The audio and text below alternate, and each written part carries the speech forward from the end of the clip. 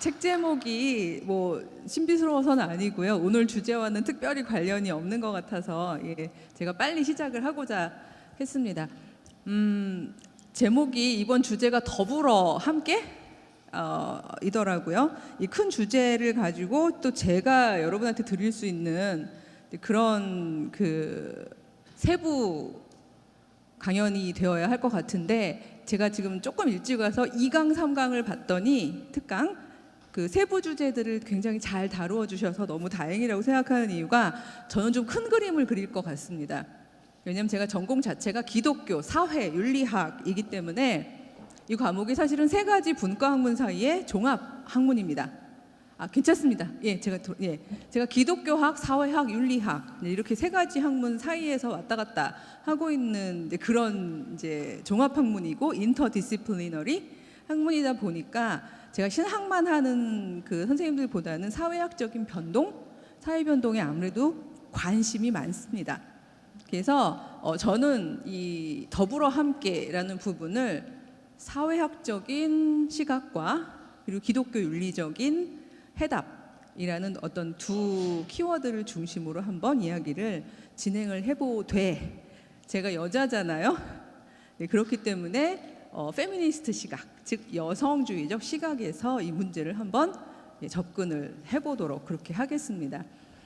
저는 개인적으로 아버지가 기독교 감리교회 기장 목사님이십니다. 그리고 저희 아버지 목회 철학이 굉장히 독특하셨어요. 지금 생각하면 목사님으로서는 훌륭한 철학인데, 딸로서는 매우 힘들었던 딸 따르기에. 왜냐하면 목사님의 목사관은 항상 교회 건물에 있어야 한다, 언제나. 그리고 건물에 붙어있는 그 문은 24시간 잠기면 안 된다, 이런 목회 철학을 가지고 계셨어요. 그래서 저는 어렸을 때부터 끊임없이 저의 경계를 침입해 들어오는 타자들을 직면해야 했습니다. 아무 때나 문이 벌컥벌컥 열리고, 보통 목사님을 찾으며 들어오시는 분들은 상태가 좋을 때는 안 들어오시기 때문에 언제나 연령 불문, 상황 불문, 항상 말 그대로 행복한 더불어 함께가 아니라 계속해서 저의 경계로 들어오는 사람들을 만나면서 불만을 토로할 때마다 부모님은 늘 그렇게 말씀하셨습니다. 이게 교회다. 교회는 단독자가 아니라 주 안에서 더불어 함께 살아가는 공동체다. 우리는 교회로 살기 위해서는 언제나 저 문을 열어놓아야 한다. 어쩌면 그 해답을 찾기 위해서 저는 신학을 했는지도 모르겠습니다. 왜냐하면 너무 싫었거든요. 어렸을 때에 저는 정말 혼자 있고 싶었어요. 그래서 어떻게 말하면 유학 가서 3년이 제 인생을 놓고 보면 가장 행복했던 시간인 것 같습니다. 유학 갔더니요, 문을 잠글 수가 있더라고요. 너무나 행복해가지고 그 딸깍 소리를 너무 즐기면서 저 혼자만의 공간을 정말 만끽하고, 또 저 혼자만의 시간을 만끽했던 그런 시간들이 있었는데요. 그때 진짜 여한 없이 공부하고 또 여한 없이 저의 시간을 보냈는데, 그러면서 배웠던 컨텐츠들이 어떻게 보면은 저의 실존과 또 교회라는 사이에서 왔다 갔다 하다가 나온 저만의 해답일지도 모르겠다는 생각이 듭니다. 더불어 함께를 이야기하고 있는 이 시점, 왜 하필 이걸 강조할까를 생각해 보신다면, 이 사회가 점점 더불어 함께 하는 일들을 안 하고 있는 사회이기 때문에 아마 이 키워드가 더 강조되고 있는지도 모르겠습니다. 저기 탈성적 전문가 개인이라는 그 조그만 글씨는요, 너무 희미해서 잘 안 보이면 여러분 가지고 계신 자료집을 보셔도 될 것 같습니다. 제가 붙여본 이름입니다.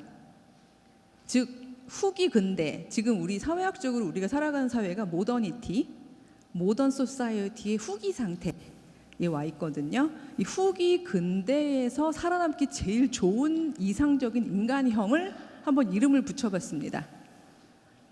전문가이면 살아남을 수 있는 가능성이 좋죠. 그리고 개인일 때 훨씬 경쟁력이 있습니다. 그리고 근대의 초기나 중기와 달리 이제는 여성이어도 상관없죠. 그래서 제가 탈성적이라는 말을 붙인 건데요. 바로 여기에 지금 많은 여하고들이 있는 게 하나의 증거이기도 합니다. 예전에 어떻게 말하면 페미니스트 신학의 그 소위 그 대중화된 신학의 언니, 그 일종의 그 뭐라 그래야 되죠? 선구자쯤 되는 메리 델리라는 여자는요, 너무 신학 공부를 하고 싶었어요. 박사 학위를. 근데 미국에서 여자는 신학 박사 학위를 줄 수가 없다. 아예 엔터런스 입학도 불가하다라는 제약 속에서 결국은 너무너무 하고 싶어서 유럽으로 건너가는 일이 있었습니다. 그 일이 불과 1960년대, 50년대 일이었거든요. 근데 그거에 비하면 지금은 그야말로 탈성적 전문가 개인의 시절이 맞습니다. 여자여도 사실 결혼이라는 선택지를 하지 않고 또 출산 육아라는 선택지를 하지 않은 상태에서 본인이 재능이 있고 전문성을 발휘할 수 있다면 사실상 법적으로 이제 그런 전문가 개인을 막을 수 있는 일은 거의 없어 보입니다. 제가 거의라고 한 이유는 이제 목사 한수 같은 경우에도 아직까지는 그걸 막고 있는 교단이 조금은 남아 있기 때문에 이런 말씀을 드리는 건데, 즉 법적으로 한 개인은 무엇든 할 수 있는 그런 후기 상태에 와 있다는 거죠. 즉 개인이어야 살아남는 이 시절에 더불어 함께는 어떻게 말하면 굉장히 나의 경쟁력을 떨어뜨리는 일이 되는 겁니다.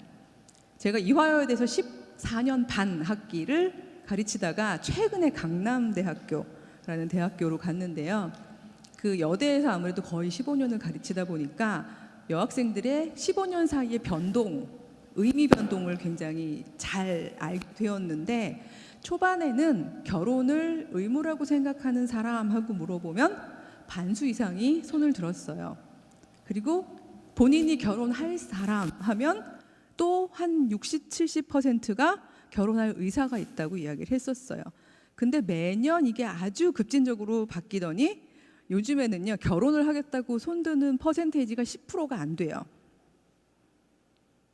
그리고 왜 그렇죠? 하면 다 나오는, 결혼은 하고 블랭크 이다를 채워보면 제일 많이 나오는 단어가 결혼은? 여기는 결혼은 뭐다?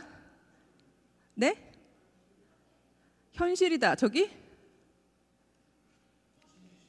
미친, 누가 그랬어요? 누가 말씀하셨어요? 미친 짓이다. 예, 나중에 끝나고 책 하나 선물로 받아가세요. 제가 3권 있거든요. 예, 결혼은 미친 짓이다라는 말이 제일 많이 나오는 대답입니다. 제가 하는 이야기가 아니라 그 소위 말해서 이제 전문성 훈련을 받고 있는 여성 사회 구성원들은 결혼을 미친 짓이라고 생각을 한다는 거죠. 이걸 놓고서 많은 목사님들이 얘기를 하십니다. 그 사람들이 너무 이기적이다. 생육하고 번성해야 되는 건 하나님의 콜링인데 왜 이렇게 콜링을 안 지키려고 하느냐, 이런 식으로 말씀을 많이 하시는데, 저는 교회가 우리가 종교개혁 때 하울링이 세죠. 종교개혁 때 한 번에 커다란 패러다임 쉬프트를 이루었던 것처럼, 즉 캐톨릭적인 삶에서 개신교적인 삶은 교리적으로만 바뀐 게 아니라요, 굉장히 큰 삶이 바뀌어 나가거든요. 예를 들면 캐톨릭에서는 결혼이 콜링이라고 모든 신자들은 다 결혼해야 된다고 얘기하지 않았어요. 어떻게 말하면 우열로 놓고 보자면 더 이상적인 인간형은 혼자서 수도자적인 생활을 하는 그런 신앙인이 더 경건한 신앙인이라고 생각이 되었죠. 그런데 개신교적인 가정담론이 나오게 되는 데는 굉장한 사회 변동이 있었고, 그 사회 변동 속에서 사회 구성원들에게 신학적 해석을 해주기 위해서 나왔던 것이 개신교적인 가정담론이거든요.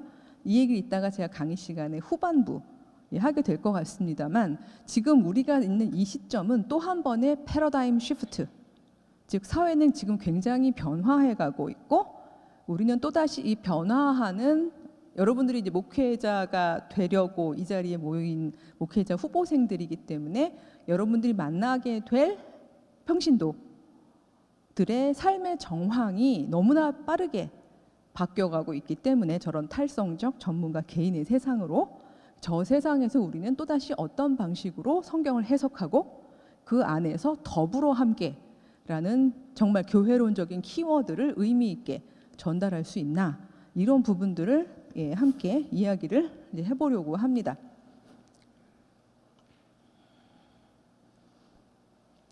예, 글씨가 너무 조그매서 죄송해요. 근데 뭐 여러분들 있는 자료라서 제가 글씨를 키우지는 않았는데 아마 여러분들 이거는 뭐 제가 굳이 다 자세하게 설명 안 해도 굉장히 그 시시각각 알고 있는 최근의 이슈일 겁니다. 젠더 전쟁이라는 제가 표현을 썼는데 아까 얘기했듯이 탈성적 전문가 개인의 시절인데 그게 사실은 어떻게 말하면 여자들이 여자이기 때문에 그 뭐라 그래야 되죠?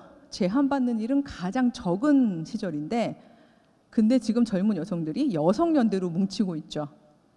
그래서 지금 여자 대 남자 싸움이 어떻게 말하면 최근 한 2, 3년 사이에 불거지고 있습니다. 제가 저기다가 강남역, 해화역, 이수역을 쓴 거는 뭐 그냥 그 역에서 어떤 일들이 있었는지를 여러분들한테 환기시키기 위한 거고요. 저거 설명 다 하다 보면 뒤로 진도가 안 나가기 때문에 저 안에서 여성들이 굉장히 많은 저항을 하고 있죠. 저항의 한 방법으로 택한 것 중에 하나가 미러링, 즉 반사.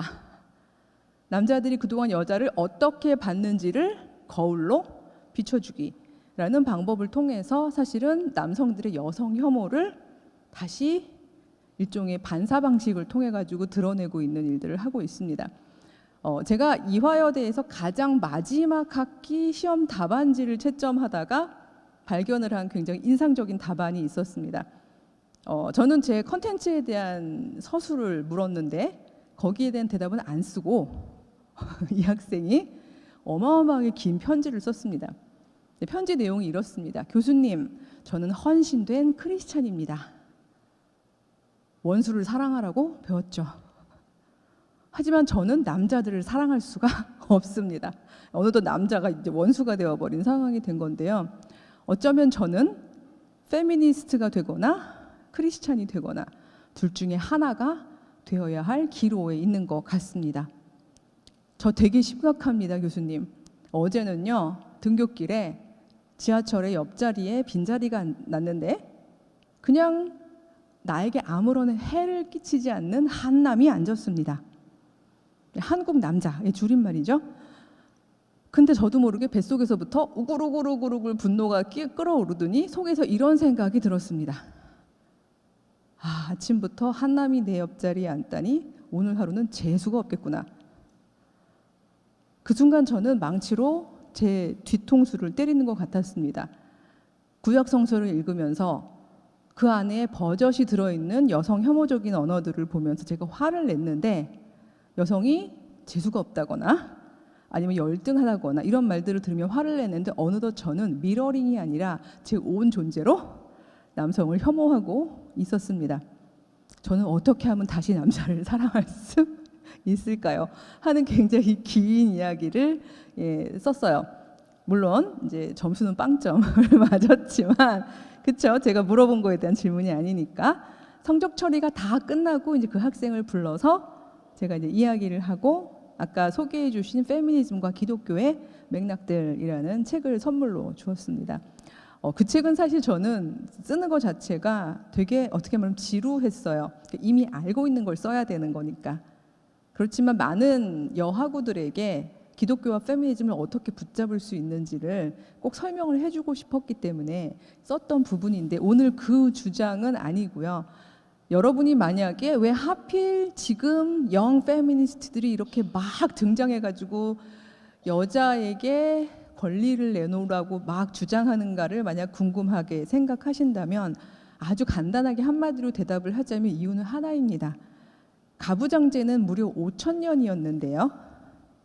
5,000년 동안 인류는 사실 계속 더불어 함께 살았어요. 요즘에 와서야 이제 혼자 살고 있는 거예요. 우리는 계속 공동체로 살았어요.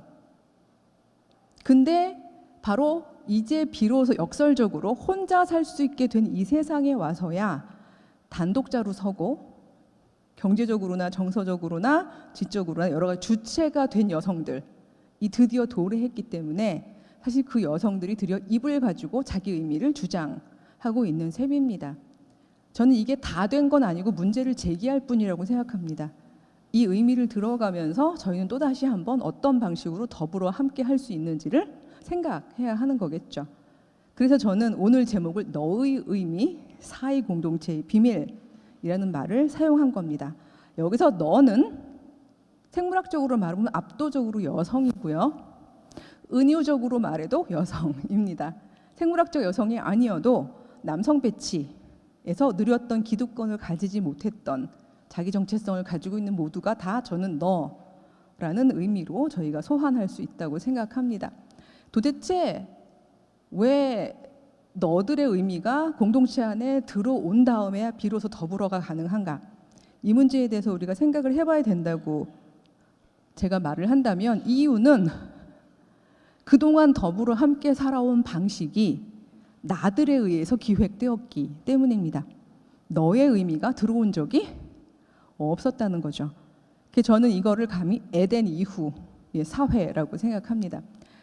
사회학적으로 에덴 이후의 그 모든 인간 사회를 이야기할 때 원래 그런 것은 없었습니다. 전근대 사회는 여러분이 아시다시피 위계가 있는 사회였죠. 출생이 운명을 좌우하는 사회였습니다. 태어나봤더니 내가 왕이에요. 그럼 나의 배치는 위. 태어나봤더니 내가 노예예요. 그럼 나의 배치는 아래. 태어나봤더니 내가 남자예요. 그럼 나의 배치는 위. 태어나봤더니 내가 여자면 아래. 이거는 동양도 서양도 마찬가지였습니다. 이게 소위 전근대 가부장제, 프리모던 패트리아키, 페미니스트들이 스트롱 패트리아키라고 부르는 그런 사회에 더불어 함께 사는 방식이었습니다. 더불어 함께라는 말은 너무 아름다운 말이지만 그 방식은 너무 다양합니다. 글쎄요, 이거는 저희 아버지 되게 좋은 가부장이신데 저희가 되게 화목한 목회자 가정이에요. 5식구인데 제가 큰딸이고 남동생이 둘이 있고 나름 목회에 성공하셨다고 생각하는 이유는 제 바로 아래 남동생이 자발적으로 목회자의 길을 같이 이제 또 가겠다고 대를 이었고 5식구가 매우 화목한데 다만 이 화목의 법칙은 항상 제안은 그 공동체의 룰은 누가 얘기하고? 아버지가. 그리고 나머지 내 구성원이 그걸 따라 주었기 때문에 화목했습니다. 예를 들면 아버지께서 야 우리 오늘 엄마 아빠 결혼기념일인데 냉면 먹으러 가자 이렇게 얘기하시면 우리는 화목하게 더불어 함께 냉면을 먹으러 가는 거죠. 예, 우리 엄마가 찬 거 먹기 싫거나 말거나 이런 거는 말하자면 그 공동체 안으로 의미가 들어오기가 어려운, 그러니까 더불어 함께는 여러 가지 방식이 있는데요. 전근대적인 방식은 언제나 남자들이 마이크를 잡고 성경을 해석하고 남자들은 이런 존재라고 얘기하고 너 여성들은 이런 존재라고 얘기하는, 그리고 앉아있는 여성들은 압도적으로 그 이야기를 내면화하고 수긍하는 그런 해석 방식으로 살았던 공동체였던 거죠. 바로 전근대 시절에 한 지도자였고 여러분이 매우 이름을 잘 알고 있는 성 아우구스티누스는 여성에 대해서 뭐라고 이야기를 했을까요? 즉 너에 대해서 뭐라고 이야기했을까요? 를 여러분들이 듣고 싶으실 것 같아서 여기 나와서 한 분이 제가 이미 가져왔는데 이 내용을 읽어주시면 이 책을 선물로 드리려고 합니다. 자, 누가 나오실까요? 네, 나오십시오. 제일 먼저 손을 드셔서 여기 서 계시고요. 네. 더 올라가셔도 상관은 없는데 이 독백 이런 건 안 읽으셔도 돼요. 네. 여자의 매력만큼 남자를 높은 정신의 세계로부터 벗어나게 하는 것은 없다. 남자여 너는 주인이고 여자는 너의 노예이다.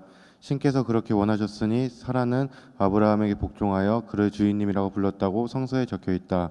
그렇다. 너희의 아내는 너희의 종이고 너희는 아내의 주인이다. 남자에게 도움을 주기 위해 여자가 만들어졌다고는 하지만 자식을 낳는 일 말고 무엇 때문에 여자가 만들어졌는지 도무지 모르는 일이다. 여자는 그 성적 역할로 인해 남자의 지배를 받을 수밖에 없다. 네.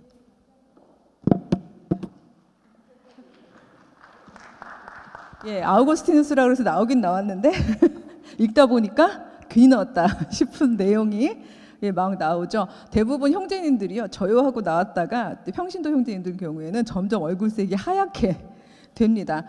막 도대체 하나님이 여자를 왜 만드셨는지 모르겠다. 애를 낳는데 필요한 것 말고는 도무지 쓸모가 없다. 뭐 이런 이야기도 있고요. 여자는 성적 도구일 뿐이다. 대상일 뿐이다. 뭐 이런 얘기 있고요. 그렇죠. 저런 이야기를 점점 읽으면서 여러분은 굉장히 다른 시간 배치, 다른 공간 배치에 있기 때문에 그냥 얼굴빛이 하얘지는 거죠. 자, 저 이야기는 글쎄 뭐라고 표현? 하나님의 계시일까요? 아니면 전근대 가부장제의 일종의 더불어 함께 사는 방식의 답일까요? 후자죠. 너무 길어서 예. 당연히 후자입니다. 왜냐하면 저거는 아무리 아우구스티누스가 하나님 안에 있는 남자였다고 할지라도 너무 자명하게 전근대 가부장제의 너를 응시하는 답을 의미한다고 알 수가 있습니다. 왜냐하면 저건 기독교적인 게 아니라 다른 종교, 다른 공간, 다른 어디에서도 프리모던한 패트리아키라면 모두가 공통적으로 얘기하고 있는 여성 응시이기 때문에 그렇습니다. 불교 가부장제, 힌두교 가부장제, 이슬람 가부장제 뭐 어디든 프리모던 소사이어티는 항상 여자를 저렇게 응시했습니다. 재생산 도구, 성적 대상. 저걸 뛰어넘지 못한 거죠. 적어도 아우구스티누스는. 그렇다고 여러분이 어머 그랬대네? 화가 나셔서 집에 있는 고백록 막 이런 거 뽑아가지고 버리고 막 이러지는 마세요. 왜냐하면 전 그렇게 생각해요. 우린 유한자이기 때문에 어떤 부분은 하나님의 계시를 받아서 인류를 위해서 굉장히 훌륭한 내용들을 지어내지만 어떤 건 사실 시대 안에 가치거든요. 그 사실은 저희는 이 두 가지를 잘 구별해서 시대 안에 갇힌 거는 뛰어넘고 그리고 그가 받은 하나님의 계시는 이어가고 이게 사실 중요한 부분이지 아우구스티누스를 다 버리실 필요는 없습니다. 하지만 아우구스티누스가 여성에 대해서 이야기한 것 중에 한 80~90%는 사실 그냥 자신의 문화 안에서 전근대적인 더불어 함께 방식을 반영한 것에 불과합니다. 그런 이야기에 사로잡혀서 우리가 힘들어할 필요가 저는 없다고 생각해요. 여기서 늘 소환되는 게 사도 바울입니다. 사도 바울도 전근대인이거든요.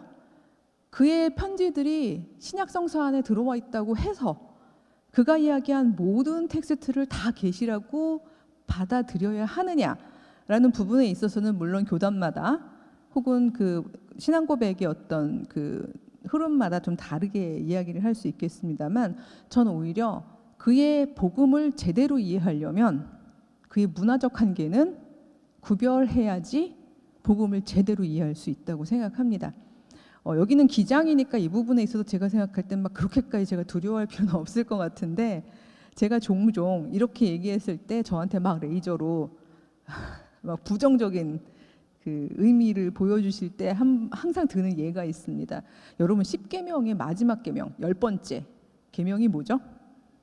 내 이웃의 목사님 예, 원래 이제 아내가 뒤에 나오긴 한 내 이웃의 소유를 탐내지 말라. 내 이웃의 가산, 집, 오이코스, 너의 집안의 이 소유물들을 탐내지 말라. 이게 앞에 나오고요. 그 뒤에 강론으로 남의 아내나 남종이나 여종이나 가축을 탐내지 말라고 나옵니다. 혹시 리스트, 남의 이 소유의 리스트 중에 혹시 여러분 생각하실 때 빠진 거 있으신가요? 남의 아내나 남종이나 여종이나 가축, 남의 소유, 뭐가 빠진 것 같아요? 남편. 예, 우리는 다 그렇게 얘기합니다. 우리 후기 근대를 사는 사람들은요, 이 리스트를 보자마자 바로 나오는 말이 남편이 빠졌네요 라고 이야기를 합니다. 그러면 성경은 1.1획도 더하거나 빼면 안 되고 하나님의 영감으로 된 것이므로 성경을 그대로 우리가 지키기 위해서 남의 남편은 탐해도 되나요? 갑자기 하시는데 그렇죠. 저 윤리학자입니다. 그렇게 얘기하지는 않겠죠. 자, 제 질문은 남의 남편은 탐해도 되나요가 아니라 왜 거기에 내 남의 남편은 들어가지 않았을까요? 입니다. 지금 이 성경 텍스트는요. 말하는 자도 남자고요. 듣는 자도 남자예요. 전근대를 반영한 겁니다. 전근대 사회에서는요. 즉 에덴 빼고 전근대 사회에서는 첫 번째 마주본 더불어 함께 살았던 그 사회에서는요. 남자만이 사람이었어요.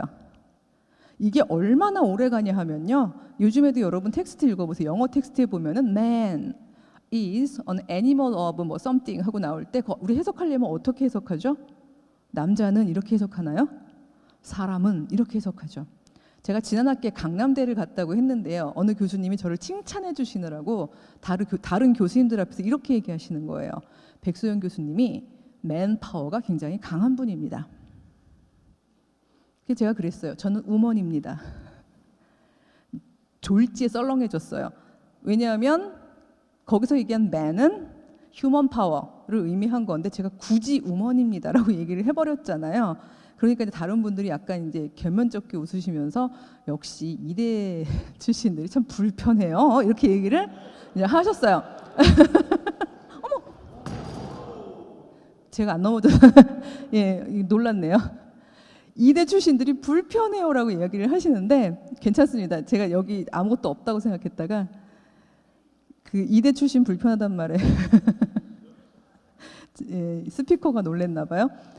그 말에 제가 너무 화가 났던 것은 그 자리에선 특별히 화를 내진 않았지만 지금이 21세기인데도 여전히 맨이 휴먼으로 치환되는, 즉 전근대적인 사람 이해, 사람 이퀄 남자라는 바로 이 이해가 여전히 작동하는 공간이 많다는 사실인 거죠. 누군가 물어볼 때 그렇게 그러니까 페미니즘이 뭔가요? 라고 물어봤을 때 제일 많이 하는 대답이요. 페미니즘은 여자도 사람이라는 급진적인 주장이다. 이렇게 얘기를 해요. 되게 어이없는 주장이지만 지금까지 인류 5천년 동안 여자는 사람 취급을 못 받고 가산, 즉 재산 취급을 받았다는 거죠. 그래서 많은 여성들도 착각하는 게, 물론 요즘에는 걸 크러쉬 막 이래가지고 남자를 좋아하는 여성들이 뭐 너 내 거 해라 이런 말을 혹시 하는지 모르겠지만 많은 경우에 소유를 의미하고 소유를 선포할 때 선포하는 주체는 남자가 되고, 그리고 어떤 면에서 되게 매력적이고 남들이 많이 좋아할 만한 남자가 너 내 거 해라 이런 말을 하면 그걸 낭만적이라고 생각을 하는 그 오래된 습속이 있는 거죠. 왜냐하면 여자는 소유격, 소유의 대상이라고 여겨져 왔기 때문에. 어떻게 생각하면요, 지금까지도 미투 운동을 통해서 여러 가지로 밝혀지고 있는 이 모든 것들은요, 요즘 들어서 불거진 게 아니라 5천 년 동안 쭉 그래왔어요. 다만 쭉 그래왔던 거에 대해서 이건 아니잖아라고 겨우 이야기하기 시작한 거죠. 그동안은 그게 어떻게 말하면 저 더불어 함께 사는 방식이었던 거예요.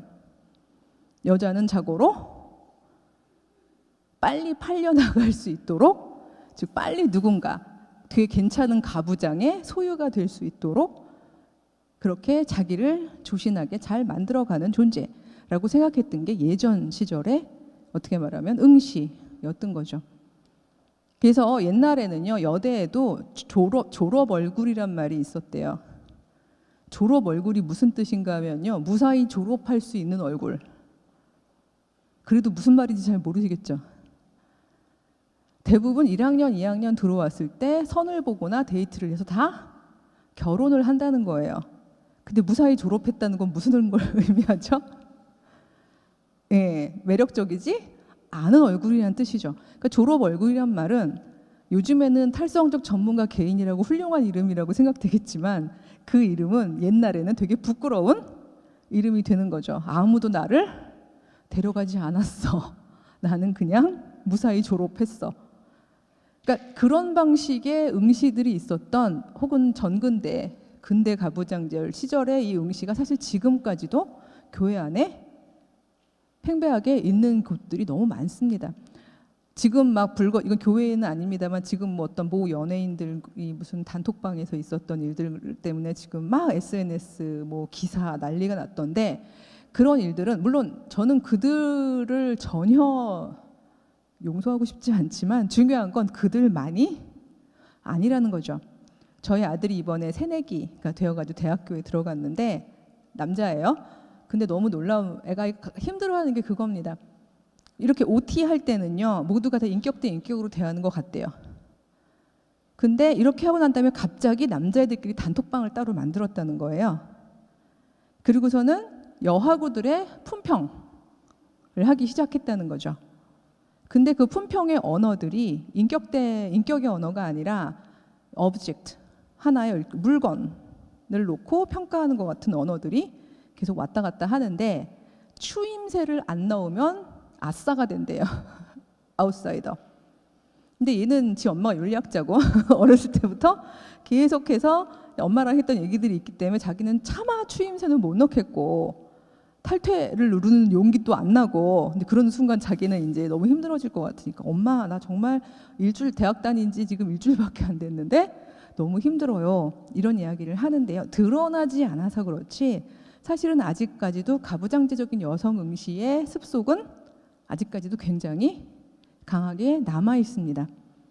그래도 아마 개신교 안에 있는 실실한 경건한 신자분들은 이렇게 얘기하실 거예요. 목사님들도 마찬가지고 그건 왜곡된 잘못된 여성 응시죠. 그거는 예전에 전근대 시절이 끝나면서 끝났어야 되는 응시죠. 그거는 지속되면 안 되는 거였는데 음행화되고 어두운 곳에서 계속 지속될 뿐이죠. 개신교는 여성을 그렇게 응시하지 않잖아요. 개신교는 여성을 돕는 배필, 파트너, 영혼의 친구, 우리는 여성을 사람으로 대하잖아요. 우리는 패러다임 시프트를 한 그룹이에요. 우리가 더불어 함께 살아가는 방식은 매우 인격적이에요. 아마 이렇게 대답을 하실지도 모르겠습니다. 실제로 근대 가부장제는 여성을 낭만화했어요. 더 이상 그렇게 어떤 열등한 존재, 도대체 애나 낳고 성적 대상이나 되어라 라는 그런 존재보다는 훨씬 여성을 높였죠. 근데 그때도 여전히 가부장제인 이유는 여성을 낭만화하고 여성을 설명하는 방식이 여전히 누구에 의해서 되었을까요? 남자에 의해서 되었기 때문에 그렇습니다. 제가 교회 오빠들의 대답을 이야기하기 전에 근대 계몽주의 오빠, 제가 오빠라고 표현해서 이상하지만 우리의 선배들 이 무슨 이야기를 했는지 여성 응시에 대해서 제가 아마 루소의 글을 여러분들 그 자료집에 놓은 것으로 기억을 하는데요. 요거는 제가 조금 이따 오겠습니다. 예, 요게 장자크 루소의 에밀에서 보면은 그 막 근대가 만들어지고 산업 사회가 막 만들어지면서, 그리고 특히 계몽 사상의 가장 큰 그 모토 중 하나가 인간은, 즉 만인은 법 앞에 평등하다. 인간 이성을 가지고 자기 주체로서 자기 자신의 주인이 될 수 있다. 바로 이런 부분들이었잖아요. 그래서 enlightenment, 즉 계몽되어라. 더 이상 굴종적으로 살지 말아라. 이러면서 이제 자유, 평등 뭐 이런 것들을 주장하게 되는데, 바로 이런 흐름들이 막 생기면서 여자들도 덩달아, 이렇게 얘기해서 미안합니다. 사실 이거는 마치 10계명 10번째 계명처럼 남자가 남자한테 한 소리인데, 근대 남자가 근대 남자들한테 한 건데, 시민사회에서 여자들이 덩달아 주체 선언을 한 여성들이 좀 있었어요. 그러다 보니까 루소가 깜짝 놀라서 어머님들한테 하는 조언입니다. 어머님들, 사례와 분별을 가지고 계시다면 나를 믿고 이렇게 하세요. 여러분의 딸을 절대로 훌륭한 남성으로 만들지 마세요. 여기서 훌륭한 남성은 은유죠. 갑자기 딸을 어떻게 훌륭한 남성을 만들겠어요? 즉 공적으로 무언가를, 자기 자신을 표현하는 존재로 기르지 말라는 뜻이죠. 오히려 그것은 자연을 부정하는 것과 같습니다. 그녀를 훌륭한 여성으로 만드십시오. 그렇게 되면 그녀는 자신을 위해서나 우리 남성을 위해서나 보다 더 가치 있는 사람이 될 것입니다. 여자는 본성적으로 여성만의 특징이 있으니 그 여성성을 강조해야지 남성으로 길러내지 마십시오. 저 글 뒤에 보면은요, 여자를 결코 논증가로 키우지 마십시오. 여자를 결코 신학자로 키우지 마십시오.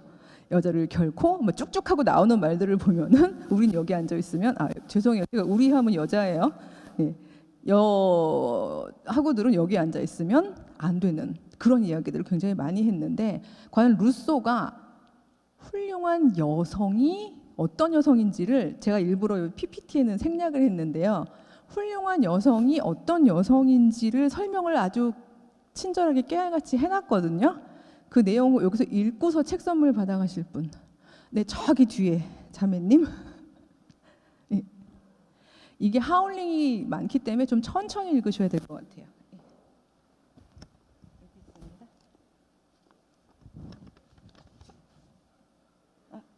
죄송해요. 이거네요. 요걸로 읽으시면 되겠네요. 자, 이렇게 펴시고요. 여기서부터 보면 돼요. 여성의 교육은 여기서 끝까지 읽으시면 돼요. 네, 읽겠습니다. 여성의 교육은 모두 남성에게 관련되어만 한다. 남성들의 마음에 들도록 하는 것, 남성들에게 쓸모 있게 하는 것, 남성들이 어렸을 적에는 그들을 기르고 성장해서는 그들의 시중을 들어주고 의논 상대가 되어주며 또 남성들의 마음을 달래주고 남성들의 생활을 즐겁고 감미롭게 하는 것, 이것이 모든 시기에 있어서 여성들의 의무이며 어렸을 때부터 그녀들에게 가르쳐야 할 일이다. 가져가시면 됩니다. 예, 이 책이 싫으시면 나중에 다른 걸로 바꾸셔도 돼요. 이게 제 소리는 덜 울리나요? 예, 그럼 다행입니다. 왜냐하면 이게 굉장히 많이 울려서 알아듣기가 이것 때문에 힘든 것 같은데요. 지금 저 얘기 이제 루소가 하는 훌륭한 여성인 거잖아요.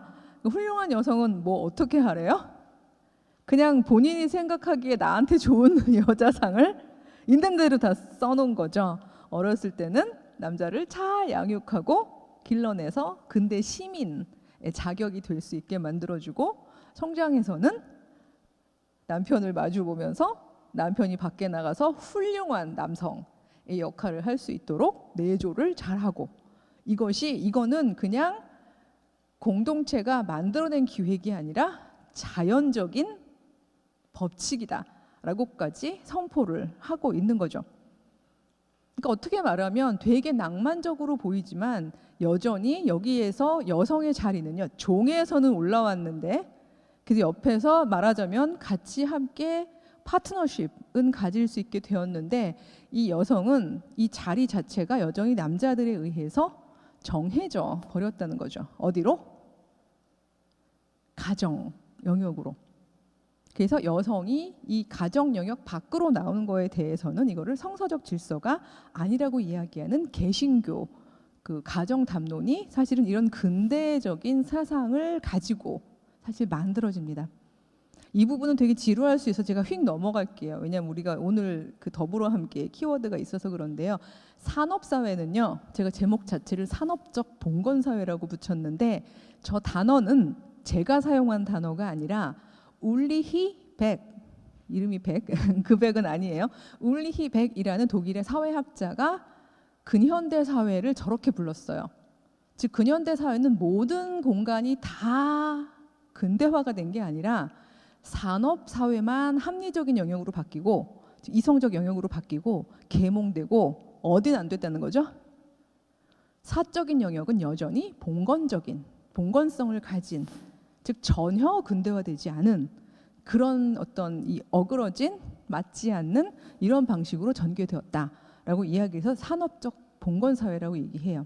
왜냐하면 낭만적으로 얘기하지만 여러분 가사노동을 오래 20년 했다고 해서 그게 경력, 실적, 업적으로 공적 평가가 되나요? 안 되거든요. 사적인 것들은 하나도 공적 평가가 되지 않습니다. 물론 이 부부가 둘이 함께 남편은 나가서 돈을 잘 벌고 열심히 성실하게 벌고 이거 혼자 안 쓰고 가져와서 집안에서 더불어 함께 잘 사용하고 그 중에 하나가 봉급제 갖다 주는 아빠들이겠죠. 그리고 요만큼 용돈 타서 쓰는 그런 아빠들. 엄마는 그 돈으로 지름신 이런 신을 영접하지 않고 굉장히 알뜰하게 살면서 아이들 양육하고 적금도 들고 이러면서 아름답게 살아가는 바로 이 산업적 봉건 사회의 이상적 형태. 그러니까 우리나라 같으면 아마 7080, 1970년대, 80년대에 존재했었어요. 그리고 가장 그 적합한 모델을 찾을 수 있는 공동체가 있었다면 그건 교회였죠. 교회에서는 바로 그런 개신교 담론 속에서 이렇게 더불어 함께 사는 분들이 되게 많았습니다. 그땐 교회도 부흥하고요, 여전도회, 여선교회 다 부흥했어요. 왜냐하면 모두 신앙적으로 고무됐는데 남편 돈으로 아내는 그 남는 시간과 헌신도로 뭐 하죠? 교회에 와서 자발적 봉사를 하니까. 이런 방식으로 공동체가 굉장히 많이 부흥했는데 요즘에 교회마다 여전도회 주로 이제 마리아 선교회가 항상 그 영 제너레이션이던데 마리아 선교회 회원이 들어오질 않고 교회마다 다음 세대가 없어서 힘들고 막 이렇게 다 힘들어하는데 이거는 초저출산 때문만은 아닌 여러 가지 이유들이 있는 것이 교회는 여전히 이 근대 가부장제의 기획, 이 패러다임을 그대로 가진 채 이걸로 번영, 유지, 발전하려고 시도를 하고 있기 때문에 그렇습니다. 제가 결혼을 한 게 97년, 아이를 낳은 게 99년입니다. 개인 사면은 굳이 얘기할 필요가 없는데 바로 이 담론이 이 패러다임이 더 이상 적합하지 않은 시절에 결혼을 하고 아이를 낳았다는 이야기를 드리기 위해서 그럽니다. 그러다 보니까 개신교 가정 담론은 더 열을 냈어요. 왜? 탈성적 전문가 개인이 되려는 여성들이 너무 많아지니까. 그래서 그때 막 가정 회복 사역이란 걸 했습니다. 아마 들어보셨을 거예요. 주여 제가 아버지입니다. 막 이런 아버지 학교, 어머니 학교 뭐 이런 걸 통해서 주로 이 근대 패러다임 속에서 아버지는 아버지의 일을 하는 훌륭한 남성이 되고 어머니는 어머니의 일을 하는 훌륭한 여성이 되어라. 최근에 뭐 아빠의 약속 뭐 이런 조직도 형성이 됐다고 그러던데 유형론적으로는 바로 저 근대 가부장제적인 유형입니다. 즉 남편이 가부장이 되겠다는 거잖아요. 근데 다만 그 가부장은 무서운 가부장이 아니고 온건한 가부장, 약속을 지키는, 가족을 지키는 행복한 낭만적인 그런 가부장이 되겠다는 뜻이죠. 그래서 이 무너진 질서를 다시 회복하고 이거를 공동체가 더불어 함께 사는 공동체를 만들겠다.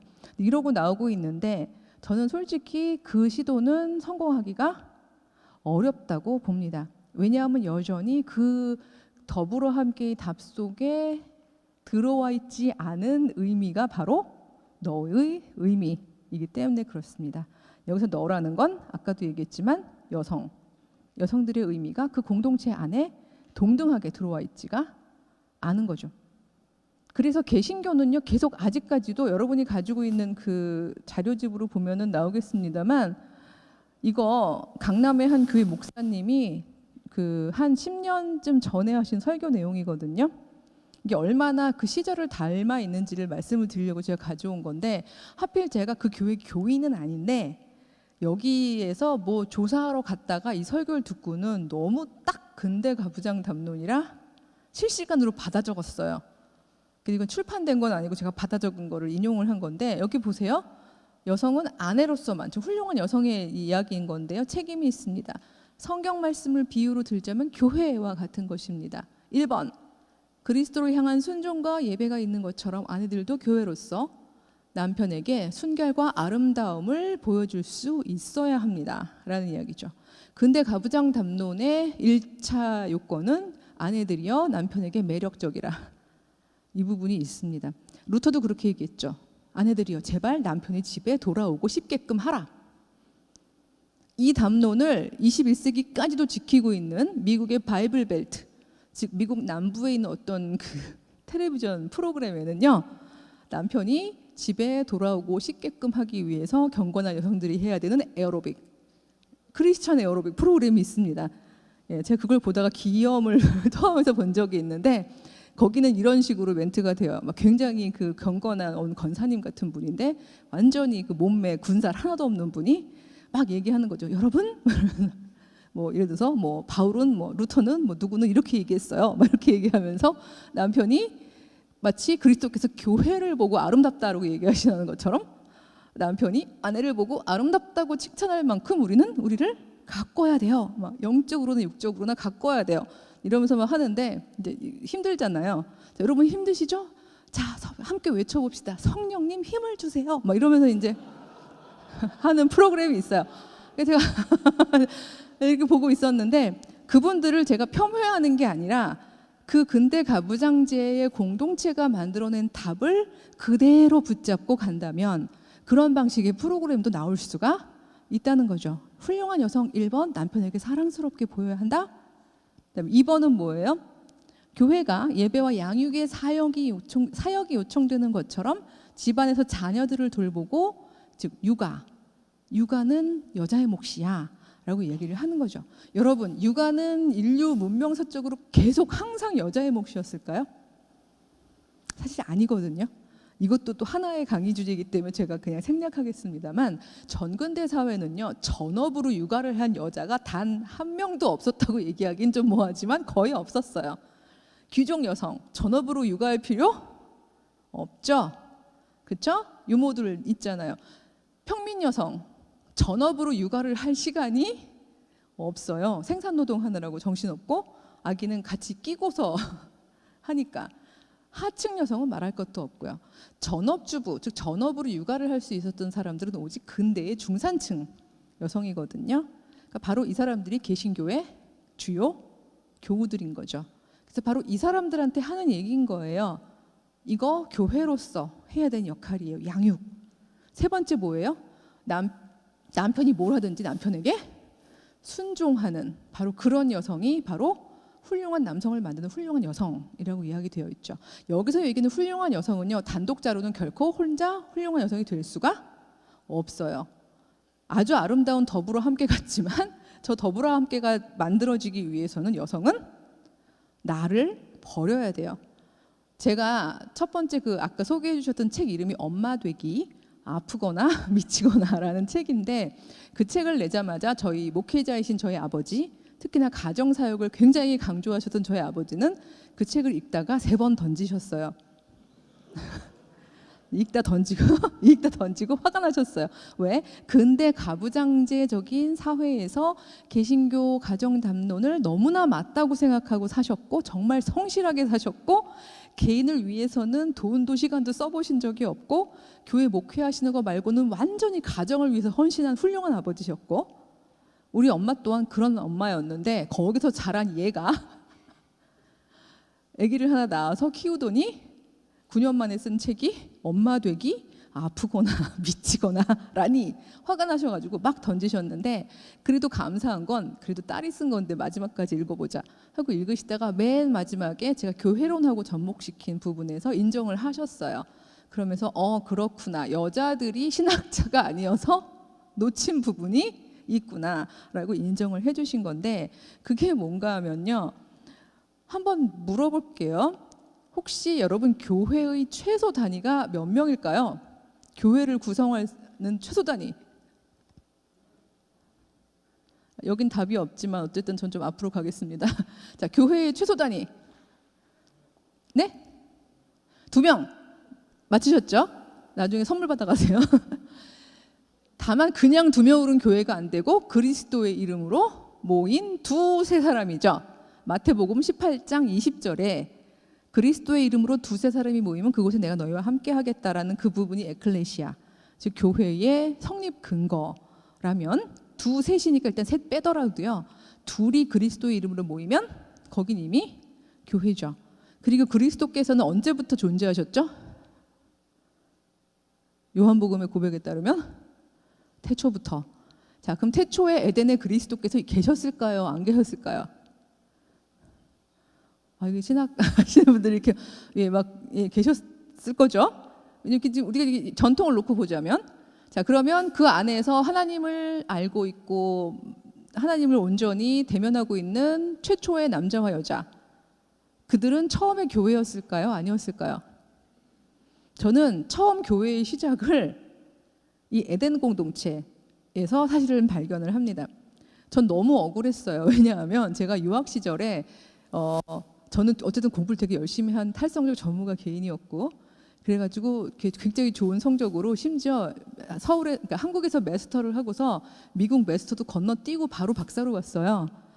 예, 그래서 25살에 박사학위를 받으러 들어가서 막 25살짜리 여자 혼자 싱글, 그러니까 얼마나 발랄하게 다들 막 목회하시고 뭐 아니면 군대도 다녀오시고 대부분 다 30, 한 8, 9세 넘으시고 40대 목사님이 많은 데서 전 25.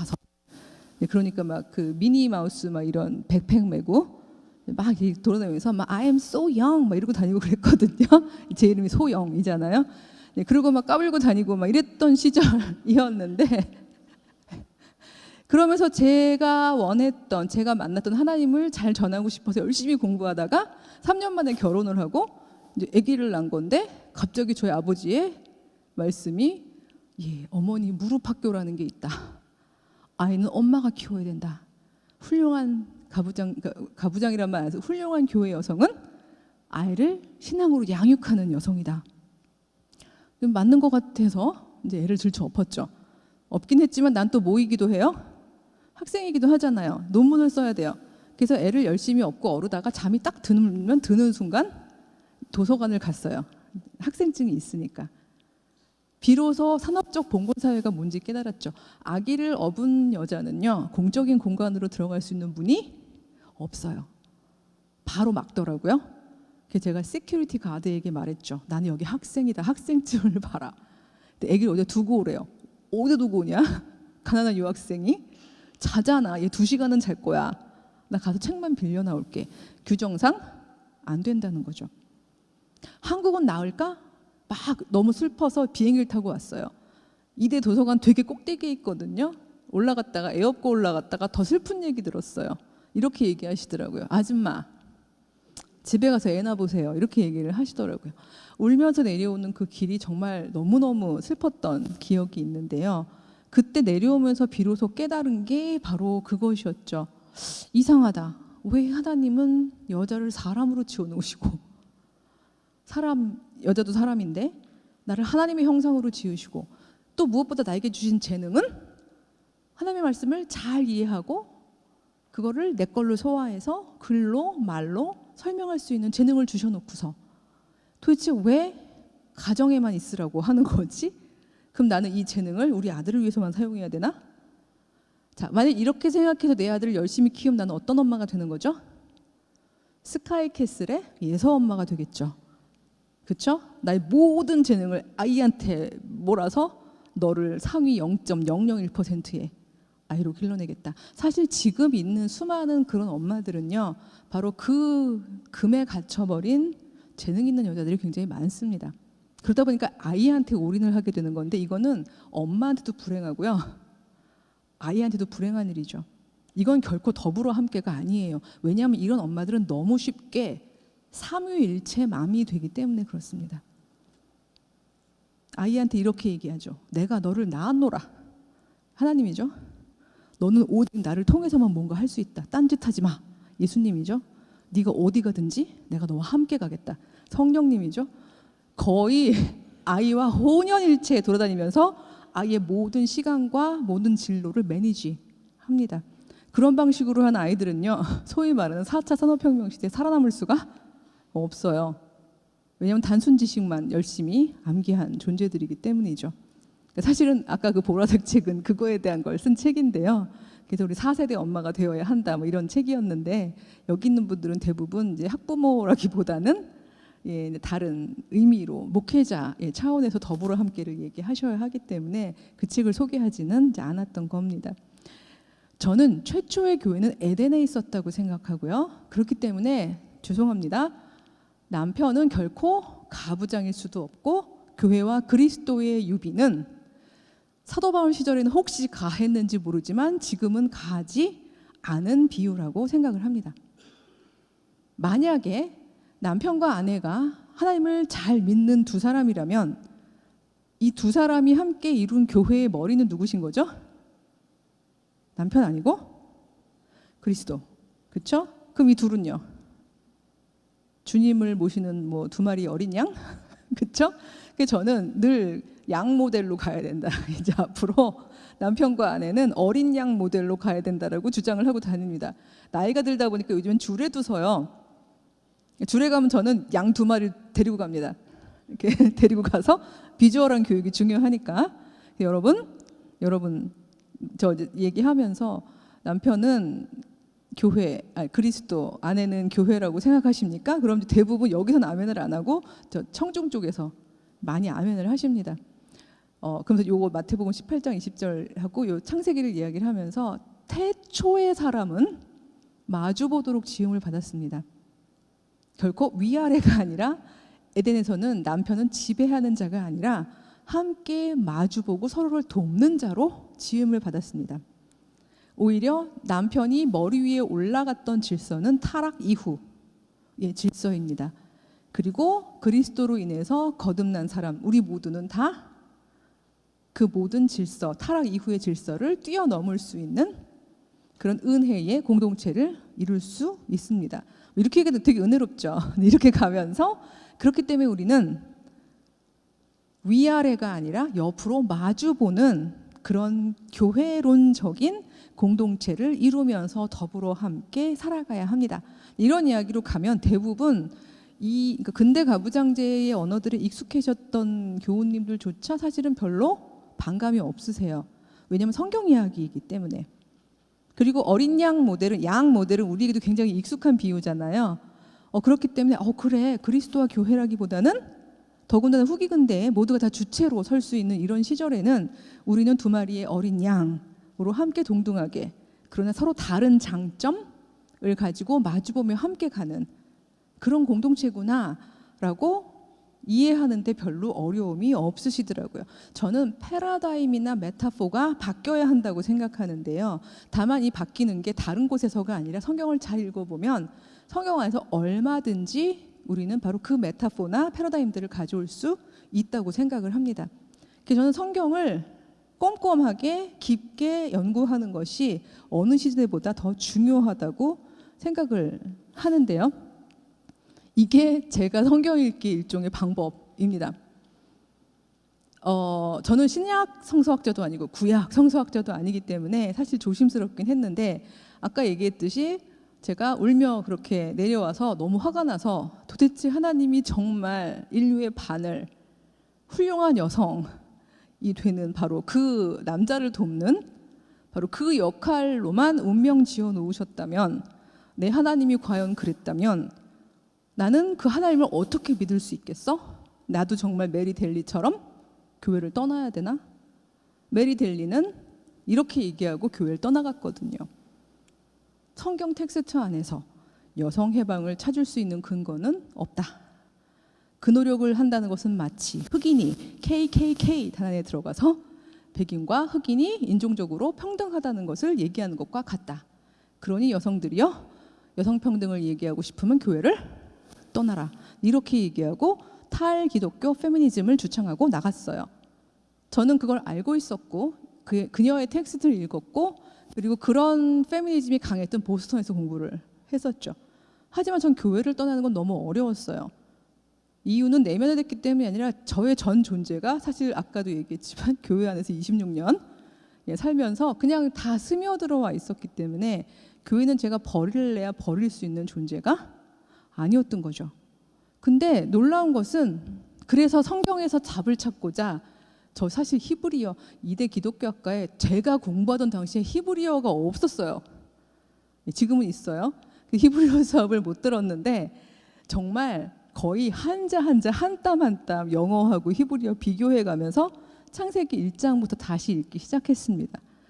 성서의 권위를 가지고 이야기하고 싶고 나 자신에게도 스스로 정당성을 부여하고 싶어서 창세기 2장에서 찾아서 정말 다행이에요. 하나님께 너무 감사드려요. 제가 만약에 말라기 이런 데서 찾았으면 저는 아직도 성경을 읽고 있을 것 같은 생각은 드는데 돕는 배필이라는 단어의 원어를 보는 순간 저는 무릎을 쳤습니다. 에제르 케네그도.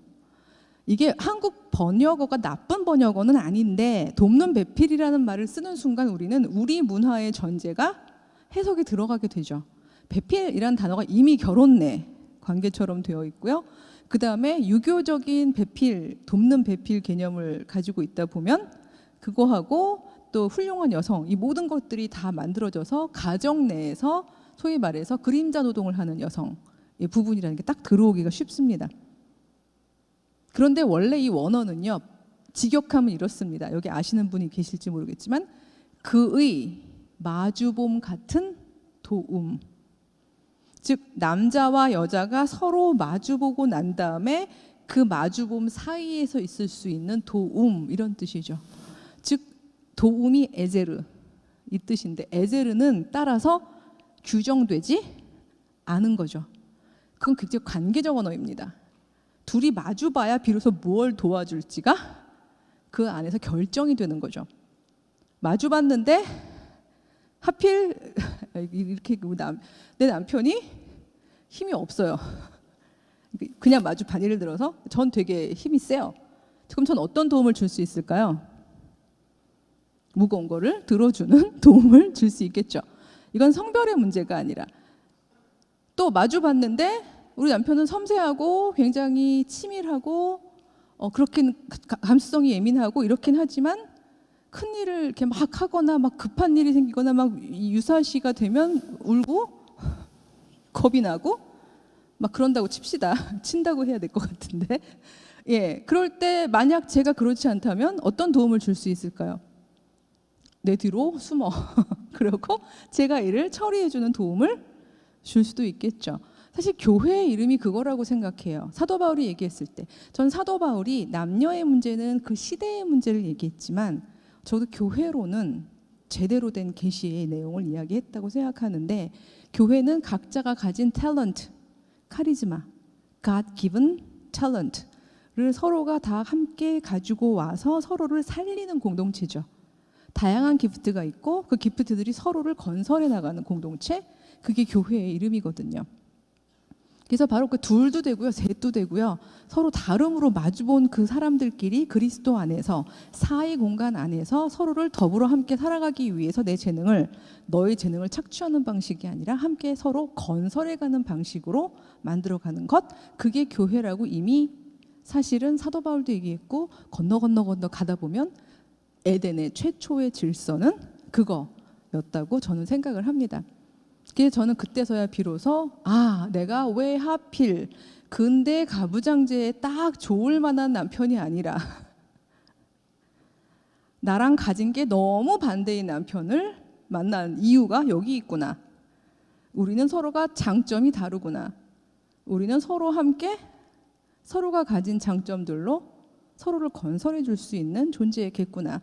이런 생각을 가지면서 저도 어떻게 말하면 저는 훌륭한 여성의 카테고리에 들어가는 존재는 아니거든요. 그러니까 서로가 함께 건설할 수 있는 그런 그 계기를 저는 텍스트에서 찾았는데요.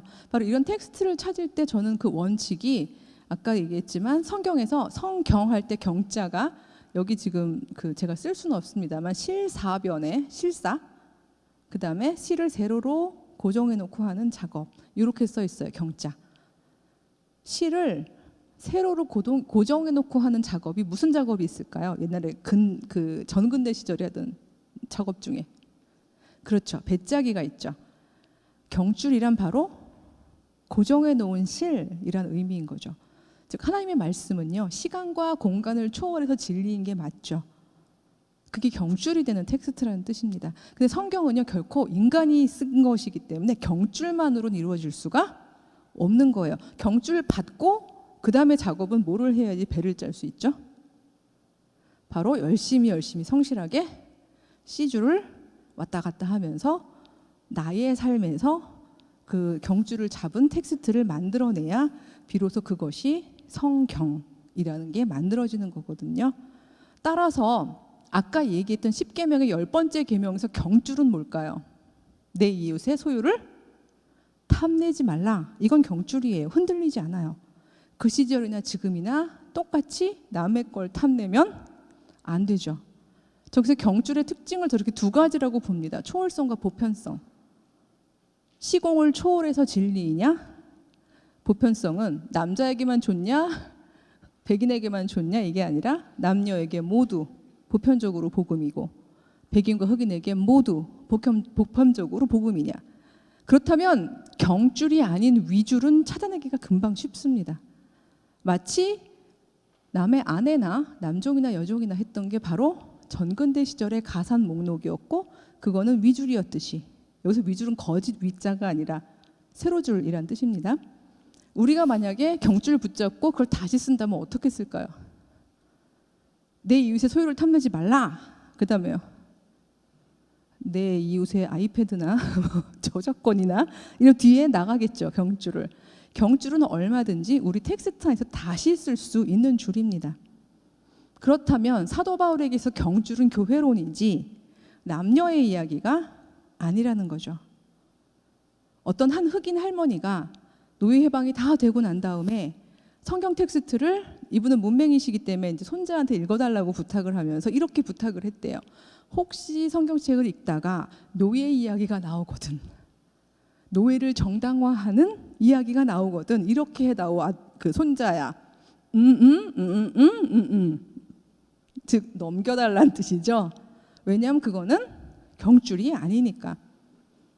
저는 많은 여성들이 아직도 사실은 이 성경적이라는 말 하나에 제대로 하나님 앞에 단독자로 주체로 서지 못하게, 뭐라 그러죠? 그 머뭇머뭇하게 되는 바로 그 지점이 여전히 텍스트 안에 전근대적이거나 혹은 근대에서 해석될 수 있는 여성 응시가 들어있기 때문에 이걸 어떻게 해야 될지 몰라서 그렇다고 생각을 합니다. 성경 안에 있는 여성은요, 아까 성 아우구스티누스의 텍스트를 읽었던 거랑 똑같이요, 여성은 대개 두 종류로 응시되는 위줄이 많이 있습니다. 재생산 도구, 성적 대상. 여러분, 이거를 위줄로 읽지 않고 경줄로 읽으면 이런 소리를 하게 됩니다. 너는 나의 라헬이다. 뭔 소리예요 이거? 이게 전근대 시절에 한 얘기가 아니라 요즘에 들리는 이야기입니다. 목사님이 강단에서 유부녀 신도에게 너는 나의 라헬이다 이래버리면 이거 신도 헷갈립니다. 성경을 찾아 읽어보죠. 라헬이 뭔가? 아, 라헬은 이미 언니랑 결혼을 한 상태에서 더 사랑해서 또 다시 관계를 가졌던 여자의 이름이구나. 이거 성경적이라고 아무도 생각하지 않죠. 이건 명백한 위줄이고요. 위줄을 경줄처럼 잡게 될 때는 이 더불어 함께는 그야말로 하나님이 정말 싫어하시는 그 공동체의 질서의 답을 한 사람이 독점해버리고 그걸 자기 편의대로 왜곡해버리는 일들이 일어나게 되는 겁니다. 저는 그 모든 세상의 너들은 사실 마주보아야 한다고 생각합니다. 그것은 학문 공동체도 마찬가지고요. 스승과 제자는 분명히 지적인 부분에 있어서는 전해줄 것이 있고 전해받을 것이 있는 존재입니다. 하지만 그것은 지적인 부분에 있어서만 그렇습니다. 주체와 주체로는 항상 마주봐야 되는 존재인 거죠. 그리고 서로의 바운더리, 서로의 존재의 경계에 대해서는 그 책임이 언제나 서로 각자에게 있는 거죠. 이것이 인간 관계에 있어서도 무엇이 경이고 무엇이 위인지를 구별을 해내야 우리는 더불어 함께 살아간다는 교회론적인 삶을 살면서도 바로 이 이름으로 너의 의미가 공동체 안에서 묻히거나 왜곡되거나 착취당하지 않는 그런 삶을 살 수가 있는 겁니다. 윤리학자 중에서요, 존 하워드 요더라고 굉장히 유명한 윤리학자가 있습니다. 평화신학자이고요. 되게 지성이 넘치고 그의 텍스트는 정말 매력적입니다. 하지만 그분이 혹시 여기 알고 계신지 모르겠지만 굉장히 오랫동안 성적으로 많은 여자들을 어뷰즈 하신 분이에요. 근데 그분이 그 얘기를 할 때 많은 여자들한테 뭐라고 얘기를, 우리 교회론적으로 교회의 친밀성, 그리스도 안에서 거룩한 입맞춤이 가능하다고 했는데, 즉 섹슈얼한 입맞춤이 아니라 거룩한 입맞춤이 가능하다고 그랬는데, 거룩한 친밀성이 어디까지 되는지 우리 한번 실험해 보지 않을래? 이렇게 초청하면서 정말 많은 여신도들을 성폭행을 했습니다. 많은 여신도들이 혼란스러워했어요. 이건 교회 안에서 진짜 친밀성, 거룩한 입맞춤이 된다면 거룩한 포옹도 되는 거고 어디까지 우린 거룩할 수 있지를 신학자가 교회론적으로 해보자고 얘기를 하니까 사실은 매우 헷갈린 거죠. 이 더불어 함께 한 실험에서 빠진 건 뭐죠? 바로 너의 의미라는 겁니다. 제가 오늘 제목에 너의 의미라고 얘기한 부분이 바로 그거입니다.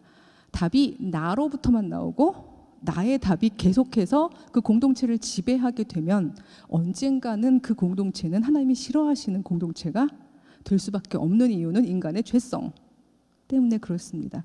저는 어렸을 때부터 그게 되게 궁금했어요. 왜 하나님이 인간을 둘로 나누셨을까?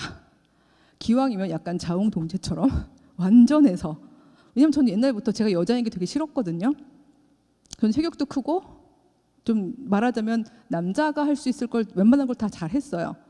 근데 생물학적으로 여자인 게 되게 싫었죠. 물론 저희 아들은 얘기합니다. 엄마는 자웅동체야. 뭐 이렇게 얘기를 하긴 합니다만, 예. 뭐 그러나 어쨌든 저는 주민번호가 2로 시작하고, 그러니까 어쨌든 이게 되게 싫었었기 때문에 왜 아담을 굳이 둘로 나누셨을까? 아담 중성명사죠. 사람. 이 아담을 남자로 번역하는 것도 이것도 사실 위줄적인 거예요. 아담은 중성명사입니다. 사람. 근데 이 사람을 왜 하필 둘로 나누셨을까? 이거 제가 히브리어로 띄엄띄엄 볼 때 굉장히 궁금했던 지점인데 그 부분에 대해서 제가 얻었던 저의 해석적 답은 뭐였냐 하면요. 유일하게 인간만이 하나님이 지으신 호모 사피엔스만이 하나님의 창조 질서를 교란시킬 수도 있는 놀라운 힘을 가지고 있구나. 즉 내가 생각하는 걸 이 땅에 도래하게 할 수도 있는 창조력. 그리고 하나님이 원하시는 법칙을 거스를 수 있는 자유의지.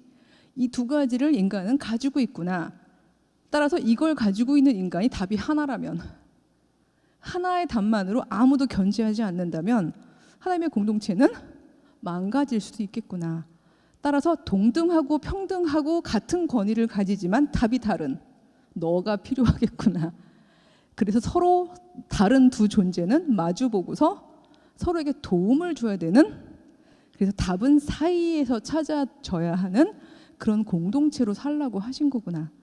따라서 너의 존재는 계속해서 내가 훌륭한 남성이 되기 위해서 돕는 어떤 보조자적인 역할을 하기 위한 너가 아니라 사실은 진정한 에제르, 도움을 줘야 되는 거구나. 이 도움은 두 종류라고 생각합니다. 자, 우리가 마주보고 공동체로 살아야 되는데 막 자기가 높아지려고 그래요. 그럼 어떤 도움을 줘야 되죠? 끌어내려야죠. 이 도움이에요. 어디까지요? 내 발 아래까지 끌어내는 건 도움이 아니죠. 다시 마주보는 데까지. 또 막 나를 비하하고 나는 살고 싶지도 않아. 나는 정말 그냥 이대로 살다 갈래. 난 그냥 차라리 개미가 되고 싶어. 누가 밟았으면 좋겠어. 이래가면서 어쨌든 막 비하하는 너가 있다면 이 너를 어떻게 에제르, 도움을 줘야 되는 거죠? 끌어올려야죠. 어디까지? 역시 또 마주보는 데까지. 성경에는 그런 사건과 그런 메시지로 가득합니다. 높아져 있는 사람들 하나님께서 끌어내리시기 전에 제발 내려오라고 얘기하죠. 크고 강한 발이 손을 뻗치시면 니들 다 강제로 끌어내려져 짐을 당한다. 그러니 제발 마주보자. 그리고 진토에 있고 정말 자기를 찾을 수 없는 사람들을 향하여는 끌어올리시는 하나님에 대한 이야기를 합니다. 저는 더불어 함께란 바로 이런 부분들을 위해서 저희가 계속해서 공동체 안에서 적어도 글쎄요, 나와 너를 구별할 수는 없지만 나들은 이 공동체 안에서 힘을 가진 사람들이라고 저는 생각해요. 경쟁력을 가지고 있고 재능을 가지고 있고 아마 이 후기 근대 사회를 얘기하자면 자본화될 수 있는 재능을 가진 존재들이겠죠. 바로 이 나들은 어떤 방식으로 너들을 도울 수 있을까요? 끌어올려주는 에제르, 마주 볼 수 있게 하는 그 에제르를 주는 방식으로 저희는 도움을 줄 수 있다고 생각해요. 반면 잉여, 루저, 찌질이 뭐라고 부르든 소위 이 사회가 마치 쓸모없어서 폐기 처분할 것 같이 그렇게 얘기해 버리는 바로 그 응시 때문에 자신감이 없는 존재들은 그 존재 자체로 사실은 나들을 향해서 충분히 도와줄 수 있는 부분들이 있다고 생각합니다. 내려와라. 여기까지. 나랑 눈 맞출 수 있을 때까지. 그래서 저는 이 너의 의미라는 단어는 굳이 제가 일부러 페미니스트 이런 단어 안 썼습니다.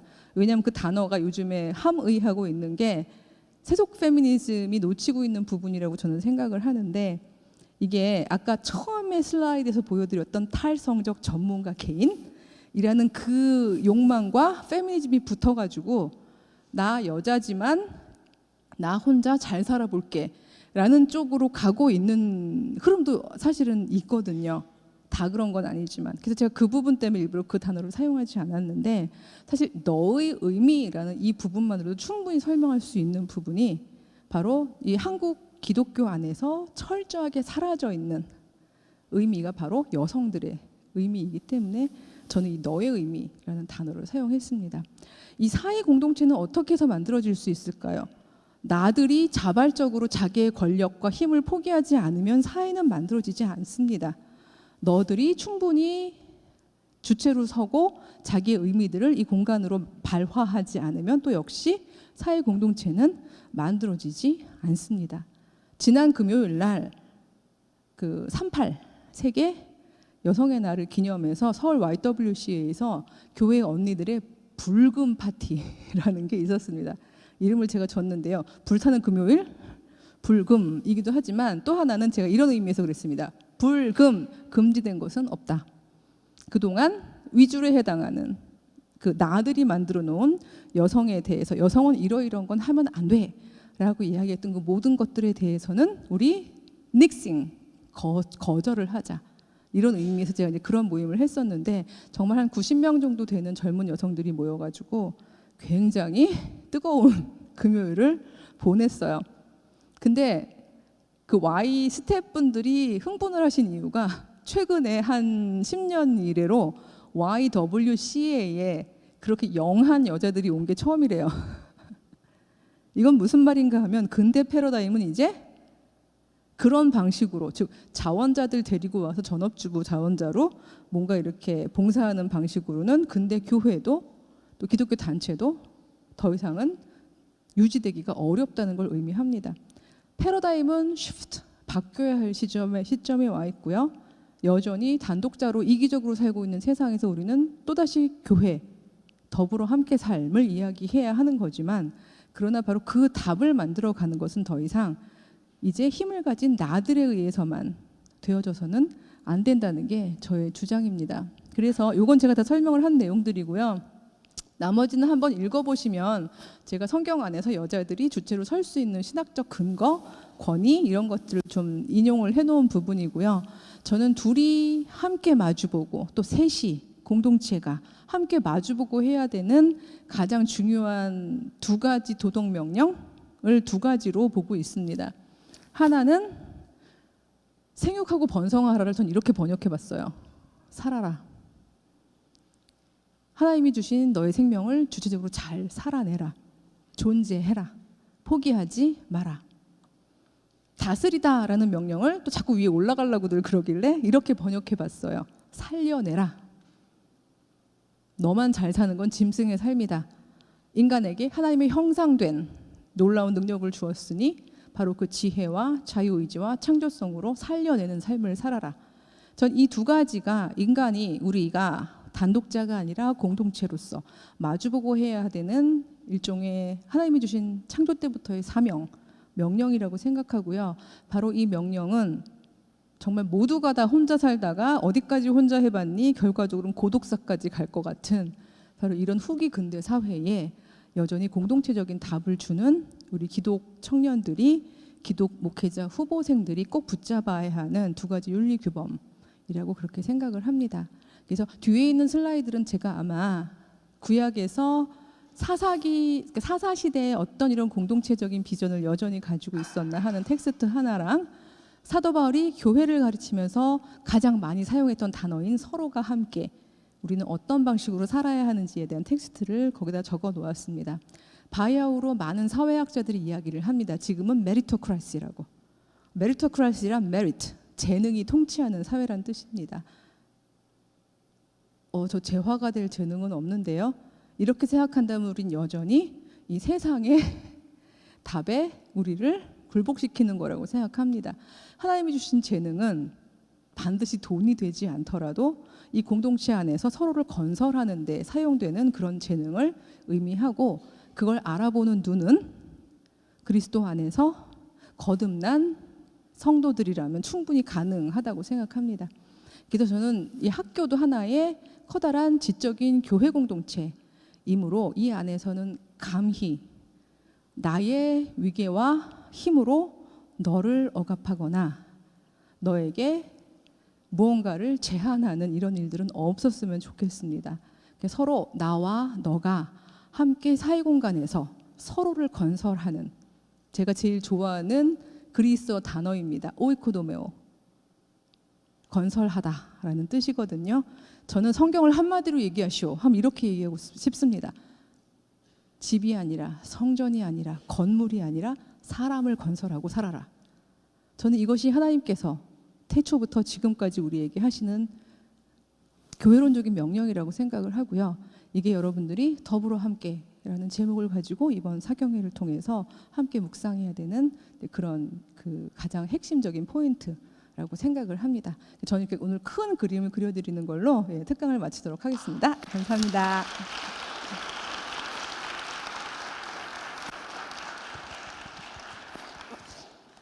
네, 다들 특강 잘 들으셨나요?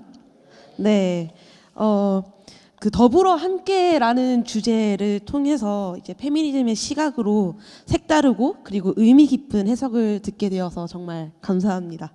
네, 그리고 이제 개인적인 소감으로는요, 이제 그동안 배제되어 왔던 너의 의미에 대해서 생각해 볼 수 있었던 좋은 시간이었고, 이제 사회 공동체에는 너라는 게 분명히 있는데 그동안 너가 없던 사회 공동체에서 우리가 적응하며 살진 않았는가 하는 그런 또 생각이 드는 시간이었습니다.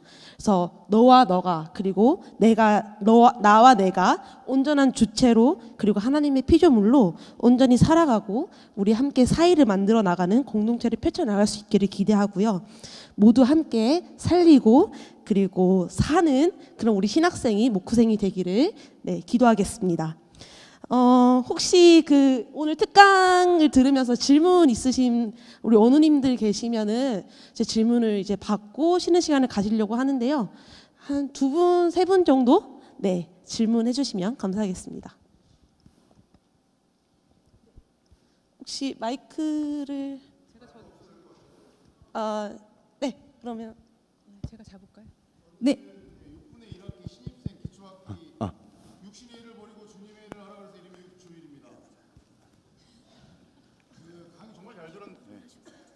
강의 정말 잘 들었습니다. 일어나서 해야 되는 건가요?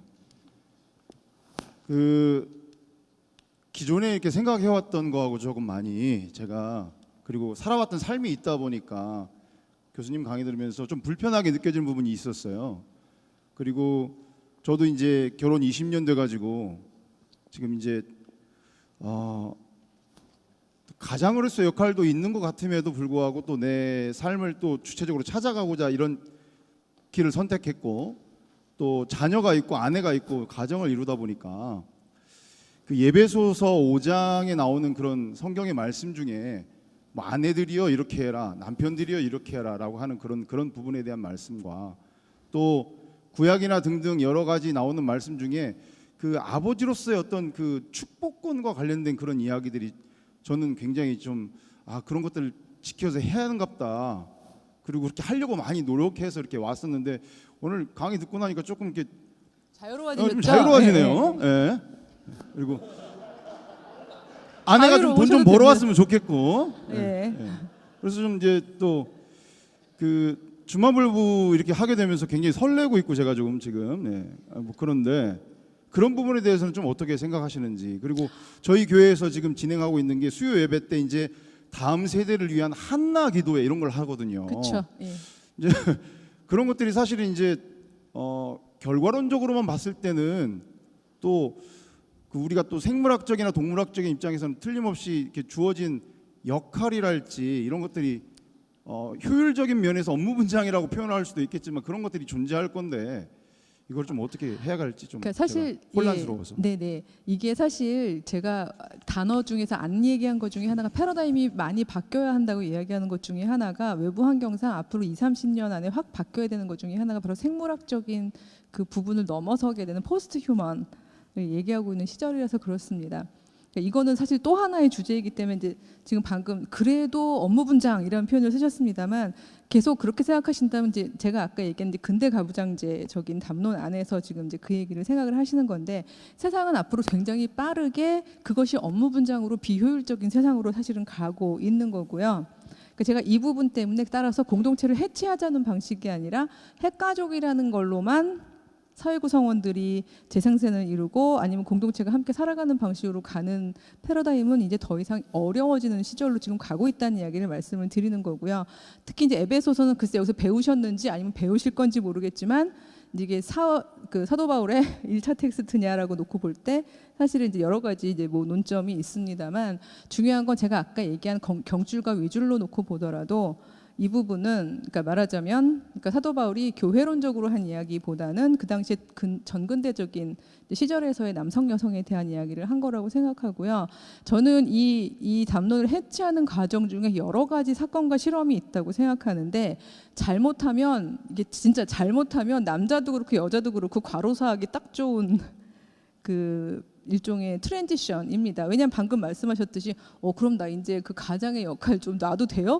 라고 얘기하시는 분들이 대부분 이제 물론 우리 그 하구님께서 그런다는 건 아닌데 아내를 향해서 이렇게 얘기하죠. 너도 벌어와. 그 경우에 또 그거를 그렇구나라고 생각해서 하는 또 여자들 중에 어떻게 보면 저도 제가 그런 사람 중에 하나인 것 같습니다만 이제 돈도 벌고 가사육아까지 다 하는 즉 2세대적인 여성 배치를 다 하면서도 어떻게 말하면 또 새로운 패러다임으로서의 어떤 경제 활동까지 하는 그런 여성들이 굉장히 많거든요. 그래서 요즘에 Women in Calling이라 그래서 그 30대 여성들이 우리 이렇게 된 과로사하겠다 이러면서 시작한 또 모임도 있고 그런데요. 역으로 남자도 마찬가지인 것 같아요. 요즘은 뭐 페미니즘이 있고 뭐 여자도 주체고 뭐 여자가 뭐 가사노동만 하냐 이러면서 남자들이 돈을 벌고 있는데 집안일도 네가 다 해. 이렇게 되면 또 이제 잘못하면 남자분들의 경우에도 또 양쪽 일을 다 하는. 그래서 사실 굉장히 이렇게 이걸 에러라고 얘기하긴 뭐하겠지만 시행착오적인 그 일종의 적용도 분명히 있다고 생각을 합니다. 하지만 제가 드렸던 굉장히 큰 원론은 이제 더 이상 그렇게 획일적으로 금을 지어놓고 말하자면 전근대적 위계나 아니면 근대적인 업무 분장, 이 업무 분장이란 말 정확하게 산업적 봉건 사회를 이야기하고 있는 거거든요. 그러니까 이런 패러다임이 사실 개신교에서 얘기한 패러다임이고 이걸 하기에 가장 좋았던 사도 바울을 소환해낸 건데 바로 이런 방식의 개신교 윤리가 가정 윤리가 더 이상은 효과적이지 않다는 말씀을 드린 거기 때문에요. 아마 에베소서 얘기를 만약에 물어보신다면 당연히 그건 저는 위줄적으로 해석을 하죠.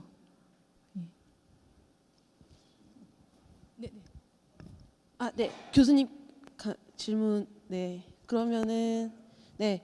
교수님 질문과 저 뒤 어느 한 분 질문 듣고 답변 듣겠습니다. 뭐 질문이라고 할 수 있는지 모르겠는데 오늘 학생들이 우리 백수형 교수님 추천을 하셔서 원장님도 기꺼이 했는데 나는 여러분들이 이 강연을 들은 거에 대해서 참 행복하겠다, 참 다행이다 하는 데 대해서 진심으로 감사를 드리고요.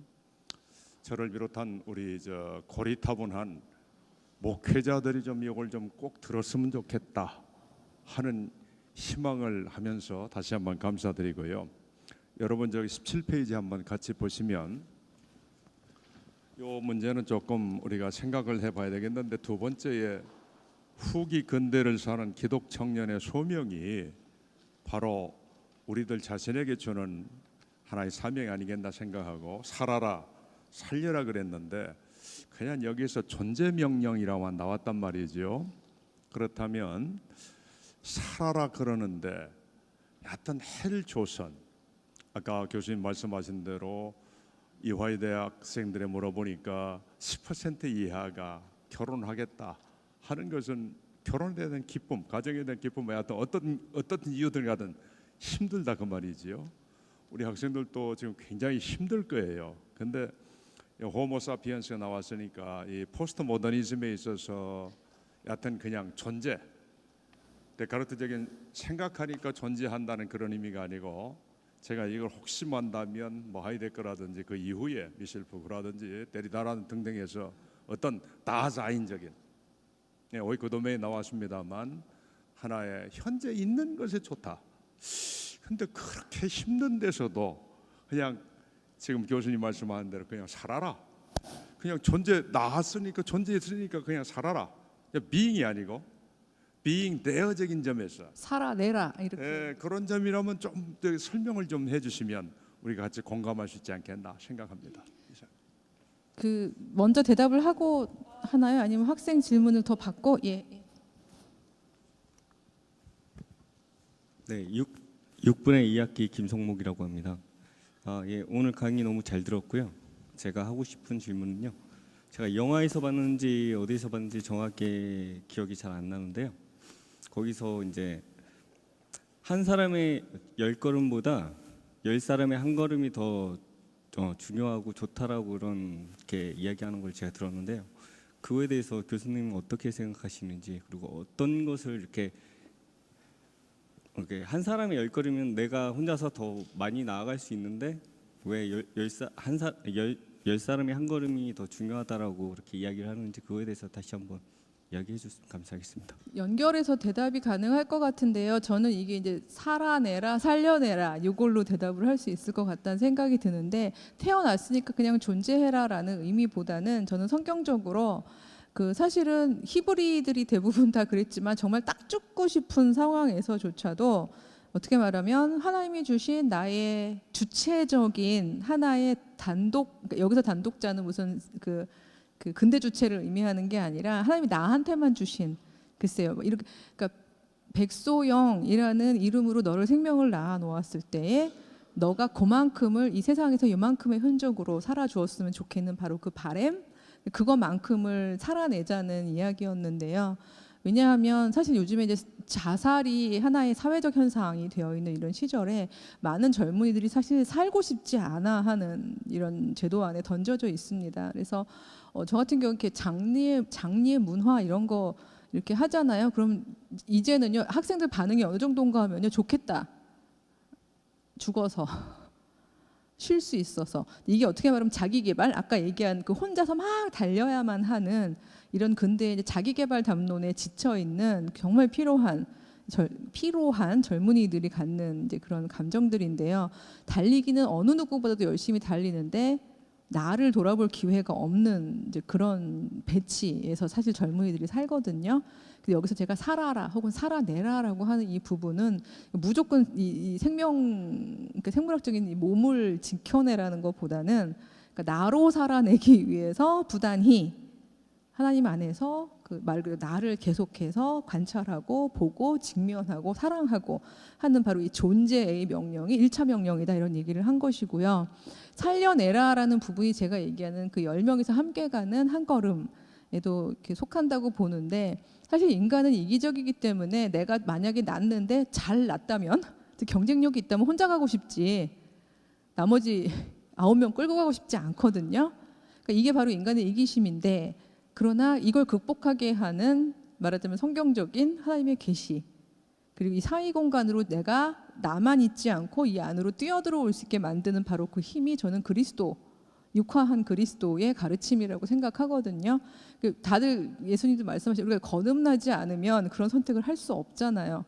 왜냐하면 너무 불리한 선택이고, 어떻게 보면 너무 비효율적인 선택이기 때문에. 하지만 그 살려내라라는 바로 그 선택은 저는 그래서 나의 경계와 이기심을 초월하는 선택이기 때문에 그 지점에서 우리가 성령의 힘, 그리스도의 우리 안에서의 내재하심, 이런 것들이 필요하다고 생각을 하는데요. 그게 이 후기 근대사에서 가장 지금 필요로 하는 부분이고, 때로는 바로 잘 살아낸 사람이 살려내기 위해서 예수께서 지셨던 십자가와 같은 생물학적으로 나의 죽음조차도 기꺼이 자발적으로 선택하게 되는 바로 그런 살려냄도 어떤 지점에서는 가능한, 바로 그 지점이 10명이서 함께 가는 바로 그 과정 중에 있지 않을까, 저는 그렇게 생각을 합니다. 그래서 저는 물론 당연히 어떤 게 의미 있냐고 얘기하면 말씀하신 것 중에서는 후자죠.